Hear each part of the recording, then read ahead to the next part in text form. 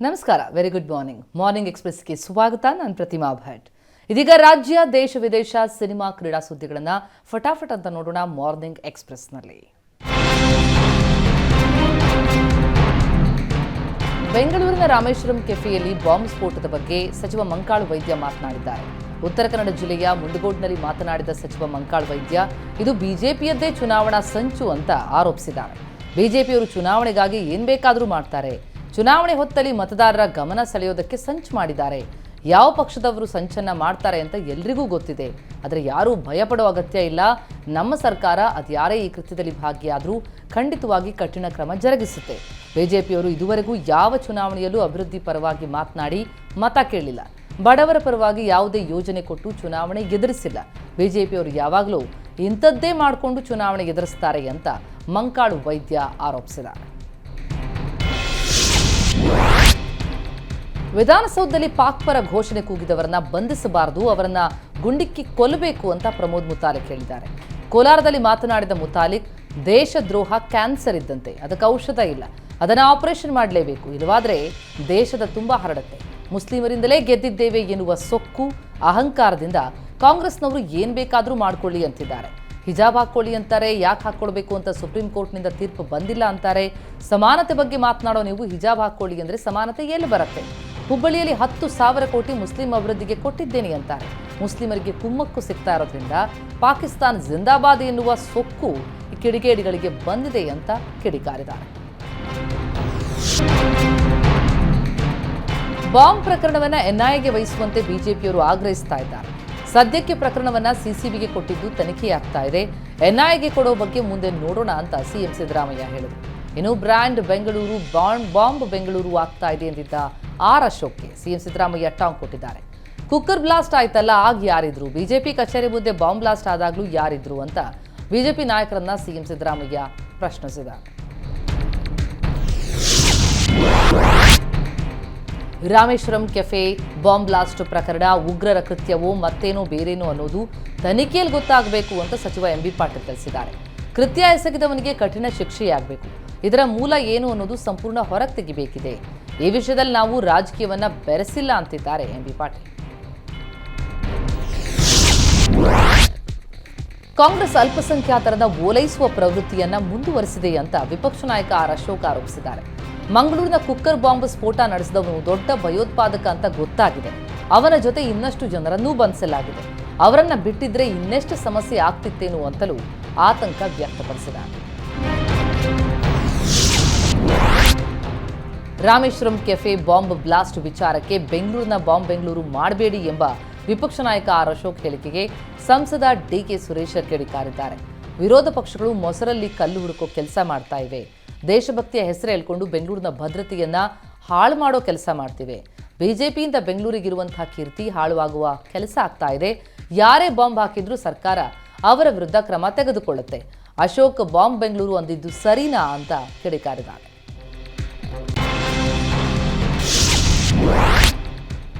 ರಾಜ್ಯಸಭಾ ಚುನಾವಣೆಯಲ್ಲಿ ಕಾಂಗ್ರೆಸ್ನಿಂದ ಹೆಬ್ಬಾರ್ ಹಣ ಪಡೆದಿದ್ದಾರೆ ಎಂಬ ಆರೋಪಿಸಿದಂತಹ ಈಶ್ವರಪ್ಪ ಅವರಿಗೆ ಯಲ್ಲಾಪುರ ಶಾಸಕ ಟಾಂಗ್ ಕೊಟ್ಟಿದ್ದಾರೆ. ಉತ್ತರ ಪ್ರದೇಶ, ಹಿಮಾಚಲ ಪ್ರದೇಶದಲ್ಲಿ ಬಿಜೆಪಿ ಕಾಂಗ್ರೆಸ್ನವರಿಗೆ ಎಷ್ಟು ಹಣ ಕೊಟ್ಟಿದೆ ಅಂತ ಪ್ರಶ್ನಿಸಿದ್ದಾರೆ. ಬೇರೆ ರಾಜ್ಯದಲ್ಲಿ ಬಿಜೆಪಿ ಎಷ್ಟೆಷ್ಟು ಇನ್ವೆಸ್ಟ್ಮೆಂಟ್ ಮಾಡಿದೆ ಅನ್ನೋದನ್ನ ಹೇಳಬೇಕಿದೆ. ಬಿಜೆಪಿ ಸರ್ಕಾರ ಬರುವಾಗ ಈಶ್ವರಪ್ಪ ನಮಗೆಷ್ಟು ಕೋಟಿ ಕೊಟ್ಟಿದ್ರಂತೆ ಅದನ್ನೂ ಹೇಳಬೇಕಾಗತ್ತೆ ಅಂತ ಎಚ್ಚರಿಕೆ ಕೊಟ್ಟರು. ಈಶ್ವರಪ್ಪನವರು ಗಾಜಿನ ಮನೆಯಲ್ಲಿ ಕುಳಿತುಕೊಂಡು ಇನ್ನೊಂದು ಗಾಜಿಗೆ ಕಲ್ಲು ಹೊಡೆಯುವುದು ಸರಿಯಲ್ಲ ಅಂದಿದ್ದಾರೆ.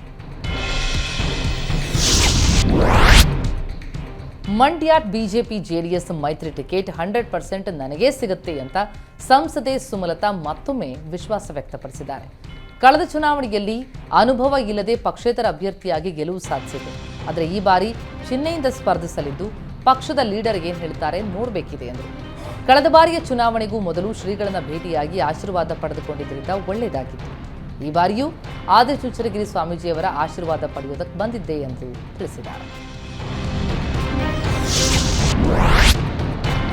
ಶಿವಮೊಗ್ಗದಲ್ಲಿ ಲೋಕಸಭೆಗೆ ಗೀತಾ ಶಿವರಾಜ್ಕುಮಾರ್ ಸ್ಪರ್ಧಿಸಿದರೆ ಬೆಂಬಲ ಕೊಡೋದಿಲ್ಲ ಅಂತ ಈಡಿಗ ಸಮುದಾಯದ ಸ್ವಾಮೀಜಿ ಪ್ರಣವಾನಂದ ಶ್ರೀ ತಿಳಿಸಿದ್ದಾರೆ.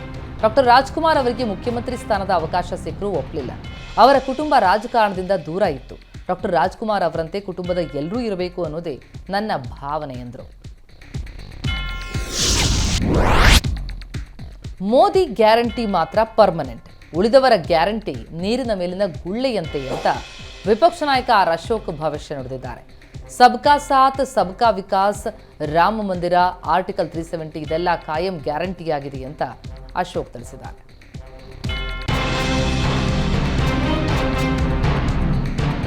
ಲೋಕಸಭಾ ಚುನಾವಣೆ ಸಮೀಪಿಸ್ತಾ ಇದ್ದಂತೆ ದಳಪತಿಗಳು ದೇವರ ಮೊರೆ ಹೋಗಿದ್ದಾರೆ. ಇಡೀ ಕುಟುಂಬ ಸಮೇತ ದೇವೇಗೌಡರು ಮಾವಿನಕೆರೆ ರಂಗನಾಥ ಸ್ವಾಮಿಗೆ ವಿಶೇಷ ಪೂಜೆ ಸಲ್ಲಿಸಿದರು. ಅಷ್ಟನದಿಗಳ ನೀರನ್ನು ತರಿಸಿ ರಂಗನಾಥ ಸ್ವಾಮಿ ದೇಗುಲದ ಗೋಪುರಕ್ಕೆ ಕುಂಭಾಭಿಷೇಕ ಮಾಡಿದರು. ಕುಂಭಾಭಿಷೇಕ ಪೂಜೆಯಲ್ಲಿ ಮಾಜಿ ಪ್ರಧಾನಿ ಎಚ್ ಡಿ ದೇವೇಗೌಡ ಅವರ ಪತ್ನಿ ಚೆನ್ನಮ್ಮ, ಎಚ್ ಡಿ ರೇವಣ್ಣ, ಭವಾನಿ ರೇವಣ್ಣ, ಪ್ರಜ್ವಲ್ ರೇವಣ್ಣ ಹಾಗೂ ಸೂರಜ್ ರೇವಣ್ಣ ಭಾಗಿಯಾಗಿದ್ದರು. ಬಿಜೆಪಿಯ ಭದ್ರಕೋಟೆ, ಉಡುಪಿ, ದಕ್ಷಿಣ ಕನ್ನಡ ಲೋಕಸಭಾ ಕ್ಷೇತ್ರದಲ್ಲಿ ಅರುಣ್ ಪುತ್ತಿಲ ಬಿಜೆಪಿಗೆ ಸೆಡ್ ಹೊಡೆದಿದ್ದಾರೆ. ಇದರಿಂದಾಗಿ ಪುತ್ತಿಲ ಮನವೊಲಿಕೆಗೆ ಬಿಜೆಪಿ ನಾಯಕರು ಮುಂದಾಗಿದ್ದಾರೆ. ಅರುಣ್ ಪುತ್ತಿಲ ಬಿಜೆಪಿ ಬಂದರೆ ಸ್ಥಾನಮಾನದ ಜೊತೆ ಜವಾಬ್ದಾರಿ ಕೊಡ್ತೇವೆ ಅಂತ ದಕ್ಷಿಣ ಕನ್ನಡ ಜಿಲ್ಲಾಧ್ಯಕ್ಷ ಸತೀಶ್ ಕುಂಪಲ ಬಹಿರಂಗವಾಗಿ ಆಹ್ವಾನ ಕೊಟ್ಟಿದ್ದಾರೆ. ಅರುಣ್ ಪುತ್ತಿಲ ಓರ್ವ ಕಟ್ಟರ್ ಹಿಂದುತ್ವವಾದಿ, ಹಾಗಾಗಿ ಅವರನ್ನ ಮತ್ತೆ ಪಕ್ಷಕ್ಕೆ ಕರೀತಾ ಇದ್ದೇವೆ. ಪುತ್ತಿಲ ಮೇಲೆ ನಮಗೆ ಭಯ ಅಲ್ಲ, ನಮಗವರ ಮೇಲೆ ಗೌರವ ಇದೆ, ಹಾಗಾಗಿ ಅವರು ಪಕ್ಷಕ್ಕೆ ಬೇಕು ಅಂತ ಸಂಧಾನ ಮಾಡ್ತಿದ್ದೇವೆ ಎಂತಾರೆ. ಲೋಕಸಭಾ ಚುನಾವಣೆ ಸಮೀಪಿಸ್ತಾ ಇದ್ದಂತೆ ತುಮಕೂರು ಚುನಾವಣಾ ಕಣ ರಂಗೇರ್ತಾ ಇದೆ. ತುಮಕೂರಿನ ಬಿಜೆಪಿ ಟಿಕೆಟ್ಗಾಗಿ ದಿನೇ ದಿನೇ ಆಕಾಂಕ್ಷಿಗಳ ಸಂಖ್ಯೆ ಹೆಚ್ಚಾಗ್ತಾ ಇದೆ. ಮುದ್ದಹನುಮೇಗೌಡರಿಗೆ ಈ ಬಾರಿ ಕಾಂಗ್ರೆಸ್ನಿಂದ ಕಣಕ್ಕಿಳಿಸುವಂತಹ ಸಾಧ್ಯತೆ ಇದ್ದು, ಬಿಜೆಪಿಯಲ್ಲಿ ಟಿಕೆಟ್ಗಾಗಿ ಆಕಾಂಕ್ಷಿಗಳ ಪೈಪೋಟಿ ಶುರುವಾಗಿದೆ. ಸದ್ಯ ದೊಡ್ಡಮನೆ ಗೋಪಾಲಗೌಡ, ಮಾಜಿ ಸಿಎಂ ಯಡಿಯೂರಪ್ಪ, ಬಿಎಲ್ ಸಂತೋಷ್, ಪ್ರಹ್ಲಾದ್ ಜೋಶಿ ಅವರನ್ನ ಭೇಟಿಯಾಗಿ ಒಕ್ಕಲಿಗ ಕೋಟಾದ ಅಡಿಯಲ್ಲಿ ಟಿಕೆಟ್ ಕೊಡಿ ಅಂತ ಮನವಿ ಮಾಡಿದ್ದಾರೆ ಎನ್ನಲಾಗ್ತಾ ಇದೆ. ಇತ್ತ ಸೋಮಣ್ಣ ಕೂಡ ತುಮಕೂರು ಟಿಕೆಟ್ಗೆ ಭಾರಿ ಕಸರತ್ತು ನಡೆಸಿದ್ದಾರೆ. ಆದರೆ ತುಮಕೂರಿನಲ್ಲಿ ಒಕ್ಕಲಿಗರಿಗೆ ಟಿಕೆಟ್ ಕೊಟ್ಟರೆ ಗೆಲುವು ಸುಲಭವಾಗುತ್ತೆ ಅಂತ ಗೋಪಾಲಗೌಡ ಹಿರಿಯರ ಮೊರೆ ಹೋಗಿದ್ದಾರೆ.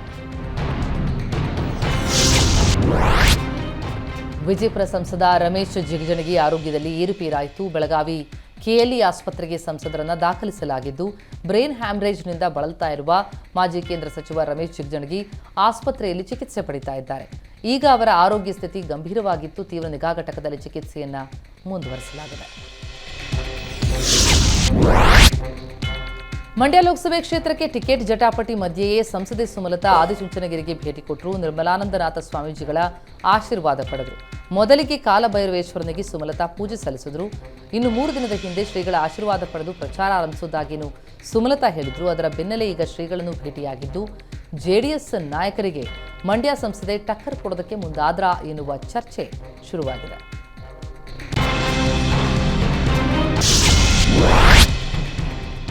ದರ್ಗಾ ಹಾಗೂ ಶಾಲೆ ಪಕ್ಕದಲ್ಲೇ ಬಾರ್ ಅಂಡ್ ರೆಸ್ಟೋರೆಂಟ್ಗೆ ಅಬಕಾರಿ ಇಲಾಖೆ ಅನುಮತಿ ಕೊಡೋದಕ್ಕೆ ಮುಂದಾಗಿದೆ. ಕೋಲಾರ ಜಿಲ್ಲೆಯ ಶ್ರೀನಿವಾಸಪುರ ತಾಲೂಕಿನ ಗೌನಿಪಲ್ಲಿ ಗ್ರಾಮಸ್ಥರು ಇದಕ್ಕಾಗಿ ಪ್ರತಿಭಟನೆ ನಡೆಸಿದರು. ಗೌನಿಪಲ್ಲಿ ಪಟ್ಟಣದ ದರ್ಗಾ ಮತ್ತು ಸಪ್ತಗಿರಿ ಶಾಲೆಯ ಮಧ್ಯಭಾಗದಲ್ಲಿ ಬಾರ್ ಅಂಡ್ ರೆಸ್ಟೋರೆಂಟ್ ತೆಗೆಯುವುದಕ್ಕೆ ಅಬಕಾರಿ ಇಲಾಖೆ ಅನುಮತಿ ಕೊಟ್ಟ ಹಿನ್ನೆಲೆ ಅಬಕಾರಿ ಇಲಾಖೆ ಅಧಿಕಾರಿಗಳ ವಿರುದ್ಧ ಗ್ರಾಮಸ್ಥರು ಕಿಡಿಕಾರಿದ್ದಾರೆ. ಬಾರ್ಗೆ ಕೊಟ್ಟ ಅನುಮತಿಯನ್ನು ರದ್ದುಗೊಳಿಸಬೇಕು ಅಂತ ಒತ್ತಾಯಿಸಿ ಸ್ಥಳೀಯ ನಿವಾಸಿಗಳು ಪ್ರತಿಭಟಿಸಿದ್ದಾರೆ. ಕೋಲಾರ ತಾಲೂಕಿನ ಚೆನ್ನಾಪುರ ಕೆರೆಯಲ್ಲಿ ಲಕ್ಷಾಂತರ ಮೀನುಗಳ ಮಾರಣ ಹೋಮ ಆಗಿದೆ. ಚಿನ್ನಾಪುರ ಗ್ರಾಮದ ಕೆರೆಗೆ ಕೋಲಾರ ನಗರದ ಕೊಳಚೆ ನೀರು ಬಂದು ಸೇರುತ್ತೆ. ಕೆರೆಗೆ ಬಂದು ಸೇರ್ತಾ ಇರುವಂತಹ ಕೊಳಕು ನೀರಿನಿಂದ ಮೀನು ಸತ್ತಿರುವಂತಹ ಶಂಕೆ ವ್ಯಕ್ತ ಆಗಿದೆ. ಸದ್ಯ ಕೆರೆಯಲ್ಲಿ ಲಕ್ಷಾಂತರ ಮೀನು ಸತ್ತು ತೇಲಾಡ್ತಾ ಇದೆ. ಸತ್ತಿರುವ ಮೀನು ಬೀದಿ ನಾಯಿಗಳಿಗೆ ಆಹಾರವಾಗಿದೆ. ಮೀನು ಸಾಕಾಣಿಕಾ ಗುತ್ತಿಗೆ ಪಡೆದವರಲ್ಲಿ ಆತಂಕ ಹೆಚ್ಚಾಗಿದೆ. ಮತ್ತೊಂದು ಕಡೆ ಭೀಕರ ಬರದ ಜೊತೆ ಬಿಸಿಲಿನಿಂದ ಕೆರೆಯಲ್ಲಿ ನೀರು ಕಡಿಮೆಯಾಗ್ತಾ ಇದೆ. ಅದರ ಜೊತೆ ನಗರದ ಕೊಳಚೆ ನೀರು ಸರಿಯಾಗಿ ಶುದ್ಧೀಕರಣ ಮಾಡದೆ ಕೆರೆಗೆ ಹರಿಸ್ತಾ ಇರುವಂತಹ ಹಿನ್ನೆಲೆ ಮೀನುಗಳು ಸತ್ತಿರುವ ಶಂಕೆ ವ್ಯಕ್ತವಾಗಿದೆ. ಇನೋವಾ ಕಾರ್ ಮತ್ತು ಟಾಟಾ ಮ್ಯಾಜಿಕ್ ವಾಹನ ಮುಖಾಮುಖಿಯಾಗಿ ಡಿಕ್ಕಿ ಹೊಡೆದುಕೊಂಡಿತು. ಘಟನೆ ವಿಜಯಪುರ ಜಿಲ್ಲೆ ಬಬಲೇಶ್ವರ ತಾಲೂಕಿನ ಕಾರಜೋಳ ಬಳಿ ನಡೆದಿದೆ. ಕೋಲಾರದಿಂದ ವಿಜಯಪುರಕ್ಕೆ ಬರ್ತಾ ಇದ್ದಂತಹ ಇನೋವಾ ಕಾರು ಹಾವೇರಿಗೆ ತೆರಳುತ್ತಾ ಇದ್ದ ಟಾಟಾ ಮ್ಯಾಜಿಕ್ ವಾಹನಕ್ಕೆ ಡಿಕ್ಕಿ ಹೊಡೆಯಿತು. ಟಾಟಾ ಮ್ಯಾಜಿಕ್ನಲ್ಲಿದ್ದ 4 ಗಾಯ ಆಗಿದೆ. ಬಬಲೇಶ್ವರ ಪೊಲೀಸ್ ಠಾಣಾ ವ್ಯಾಪ್ತಿಯಲ್ಲಿ ಘಟನೆ ನಡೆದಿದ್ದು, ಸ್ಥಳಕ್ಕೆ ಪೊಲೀಸರು ಭೇಟಿ ಕೊಟ್ಟು ಪರಿಶೀಲಿಸಿದ್ದಾರೆ. ಕಡಲೆ ರಾಶಿ ಮಾಡುವಾಗ ಮೆಷಿನ್ಗೆ ಸಿಲುಕಿ ರೈತ ಮಹಿಳೆ ಮೃತಪಟ್ಟಂತಹ ಘಟನೆ ಬೆಳಗಾವಿ ಜಿಲ್ಲೆ ಬೈಲಹೊಂಗಲ ತಾಲೂಕಿನ ದೇವಲಾಪುರದಲ್ಲಿ ನಡೆದಿದೆ. ಜಮೀನಿನಲ್ಲಿ ಕಡಲೆ ರಾಶಿ ಮಾಡುವಾಗ ಮಷಿನ್ ಒಳಗೆ ಸೀರೆ ಸಿಲುಕಿ ಮಹಾದೇವಿ ಮಲ್ಲಪ್ಪ ಗಣಾಚಾರಿ ಮೃತಪಟ್ಟಿದ್ದಾರೆ. ಕಡಲೆ ರಾಶಿ ಮಾಡುವಾಗ ಸೀರೆ ಮಷಿನ್ ಒಳಗೆ ಸಿಲುಕಿಕೊಂಡು ಮಹಿಳೆಯನ್ನ ಎಳ್ಕೊಂಡ್ಬಿಡ್ತು. ಪಕ್ಕದಲ್ಲಿ ಇದ್ದವರು ತಕ್ಷಣವೇ ಮಷಿನ್ ಬಂದ್ ಮಾಡಿದ್ದಾರೆ. ಆದರೆ ತೀವ್ರ ರಕ್ತಸ್ರಾವ ಆಗಿ ಬಳಲ್ತಾ ಇದ್ದಂತಹ ಮಹಿಳೆಯನ್ನ ಆಸ್ಪತ್ರೆಗೆ ಸಾಗಿಸುವಾಗ ಮಾರ್ಗ ಮಧ್ಯೆ ಮೃತಪಟ್ಟಿದ್ದಾರೆ.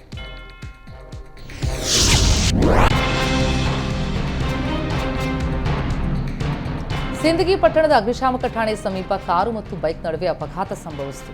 ಅಪಘಾತದಲ್ಲಿ ಬೈಕ್ ಸವಾರ ಕೆಂಚಪ್ಪ ಪೂಜಾರಿಗೆ ಗಂಭೀರ ಗಾಯ ಆಗಿ ಆಂಬ್ಯುಲೆನ್ಸ್ ಸಿಗದೆ ಪರದಾಡಿದ್ದಾರೆ. ಇದೇ ವೇಳೆ ಅದೇ ರಸ್ತೆಯಲ್ಲಿ ಸಂಚರಿಸ್ತಾ ಇದ್ದ ಬಿಜೆಪಿಯ ಮಾಜಿ ಶಾಸಕ ರಮೇಶ್ ಬೋಸನೂರ್ ಮಾನವೀಯತೆ ಮೆರೆದಿದ್ದಾರೆ. ಅಪಘಾತದಲ್ಲಿ ಗಾಯಗೊಂಡ ಕೆಂಚಪ್ಪ ಪೂಜಾರಿಯನ್ನ ತಮ್ಮ ಕಾರಲ್ಲೇ ಕರ್ಕೊಂಡು ತಾಲೂಕು ಆಸ್ಪತ್ರೆಯಲ್ಲಿ ಸಾಗಿಸಿ ಚಿಕಿತ್ಸೆ ಕೊಡಿಸಿ ಧೈರ್ಯ ತುಂಬಿದ್ದಾರೆ. ರಮೇಶ್ ಬೋಸನೂರ್ ಕಾರ್ಯಕ್ಕೆ ಸ್ಥಳೀಯರು ಮೆಚ್ಚುಗೆ ವ್ಯಕ್ತಪಡಿಸಿದ್ದಾರೆ. ಭೀಕರ ಬರದ ಮಧ್ಯೆ ಕಿಡಿಗೇಡಿಗಳ ಕೃತ್ಯ ರೈತರನ್ನ ಮತ್ತಷ್ಟು ಸಂಕಷ್ಟಕ್ಕೆ ತಳ್ಳುತ್ತಾ ಇದೆ. ಬೆಳಗಾವಿ ಜಿಲ್ಲೆ ಸವದತ್ತಿ ತಾಲೂಕಿನ ತೆರೆದಕೊಪ್ಪ ಗ್ರಾಮದಲ್ಲಿ ಯಾರೋ ಕಿಡಿಗೇಡಿಗಳು ಕಬ್ಬಿನ ಗದ್ದೆಗೆ ಬೆಂಕಿ ಇಟ್ಟರು. ಕಿಡಿಗೇಡಿಗಳ ಕೃತ್ಯಕ್ಕೆ ರೈತ ಮಾರುತಿ ತಳವಾರ್ಗೆ ಸೇರಿದ ಕಬ್ಬಿನ ಬೆಳೆ ಸುಟ್ಟು ಕರಕಲಾಗಿದೆ. ಸಾಲಸೋಲ ಮಾಡಿ 2.5 ಎಕರೆ ಪ್ರದೇಶದಲ್ಲಿ ಬೆಳೆದಿದ್ದ ಕಬ್ಬು ಬೆಂಕಿಗಾಹುತಿಯಾಗಿದೆ. ಅಂದಾಜು 250ಕ್ಕೂ ಅಧಿಕ ಟನ್ ಕಬ್ಬು ಸುಟ್ಟು ಭಸ್ಮ ಆಗಿದೆ. ರೈತ ಸಂಕಷ್ಟಕ್ಕೆ ಸಿಲುಕಿದ್ದಾನೆ. ವಿಜಯಪುರ ಜಿಲ್ಲೆಯ ಬೆಂಕಿ ಬಬಲಾದಿ ಜಾತ್ರೆಗೆ ದಿನಗಣನೆ ಶುರುವಾಗಿದ್ದು, ತೇರದಾಳ ಪಟ್ಟಣದಿಂದ ನೂರಾರು ಭಕ್ತರು 50ಕ್ಕೂ ಅಧಿಕ ಎತ್ತಿನ ಗಾಡಿ ಮೂಲಕ ಬಬಲಾದಿ ಜಾತ್ರೆಗೆ ತೆರಳಿದ್ದಾರೆ. ತೇರದಾಳದಿಂದ 70 ಕಿಲೋಮೀಟರ್ ದೂರದಲ್ಲಿರುವಂತಹ ಬಬಲಾದಿಯಲ್ಲಿ ಶಿವರಾತ್ರಿಯಂದು ಜಾತ್ರೆ ನಡೆಯುತ್ತೆ. 25 ಕ್ವಿಂಟಲ್ಗೂ ಅಧಿಕ ದವಸ ಧಾನ್ಯಗಳನ್ನು ಕೊಂಡೊಯ್ದಿದ್ದಾರೆ. ಮಾರ್ಗದುದ್ದಕ್ಕೂ ಬಬಲಾದಿ ಚಕ್ರವರ್ತಿ ಸದಾಶಿವ ಮಹಾರಾಜರ ಪರವಾಗಿ ಘೋಷಣೆ ಹಾಕ್ತಾ ತೆರಳಿದ್ದಾರೆ.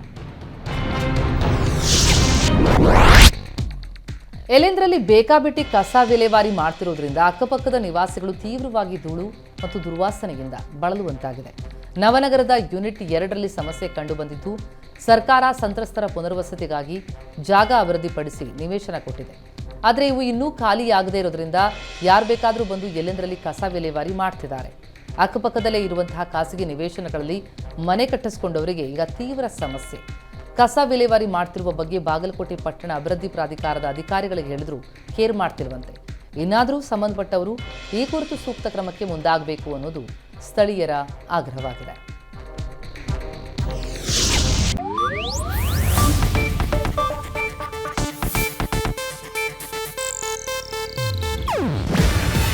ಇದು ಏಷ್ಯಾನೆಟ್ ನ್ಯೂಸ್ ನೆಟ್ವರ್ಕ್ ಪ್ರಸ್ತುತಿ. ನೀವು ನೋಡ್ತಿದ್ದೀರಾ ಏಷ್ಯಾನೆಟ್ ಸುವರ್ಣ ನ್ಯೂಸ್.